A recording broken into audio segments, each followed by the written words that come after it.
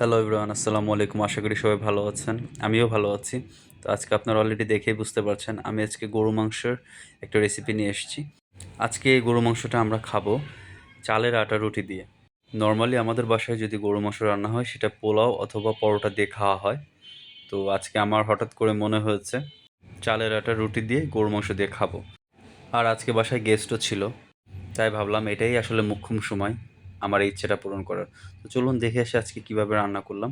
প্রথমে আমি মাংসগুলোকে ধুয়ে একটা প্রেসার কুকারে নিয়েছি। এবার হলুদের গুঁড়ো, লবণ আর সরিষার তেল দিয়ে আমি মাংসটাকে ভালো মতো মাখিয়ে নেব। মাখানো হয়ে গেলে আমি একটু পানি দিয়ে দেব, খুবই অল্প পরিমাণের পানি দেব। আর আমি এটাকে সিদ্ধ করে নিব। মোটামুটি ৩-৪টা শীষ উঠলেই আসলে আপনার মাংসটা সিদ্ধ হয়ে যাবে মোটামুটি।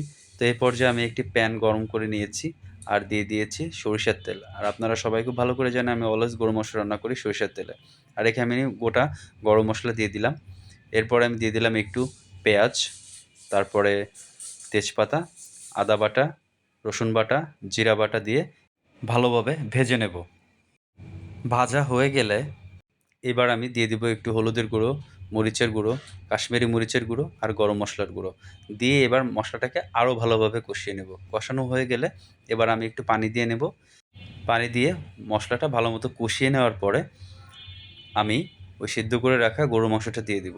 সো মাংসটা যেহেতু সিদ্ধ হওয়া আছে, সো বেশি পরিমাণে সিদ্ধ করার আর প্রয়োজন না। আমি জাস্ট কষিয়ে নেব।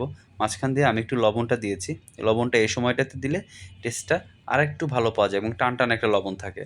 তো মাংস কষানো হয়ে গেলে আমি আলু দিয়ে দিব। আলু দিয়ে জাস্ট ঝোলের পানি দিয়ে দিব। ঝোলটা টেনে আসলে আলুটা সিদ্ধ হয়ে গেলে আমি উপর দিয়ে একটু ভাজা জিরার গুঁড়ো দিয়েছি। এবার মোটামুটি আমার মাংসটা রান্না হয়ে গিয়েছে। এবার আমি মাংসটা নামিয়ে ফেলবো। চালের আটা রুটির সাথে এই মাংসটা খেতে একদমই অসাধারণ হয়েছে। এটা যদি কেউ না খায় আসলে বলে বোঝানো যাবে না এটা কতটা টেস্টি হয়েছে। আপনারা বাসায় ট্রাই করে দেখতে পারেন। আজকে এতটুকুই। দেখা হবে, কথা হবে অন্য কোনো ভিডিওতে। ভালো থাকবেন। আসসালামু আলাইকুম।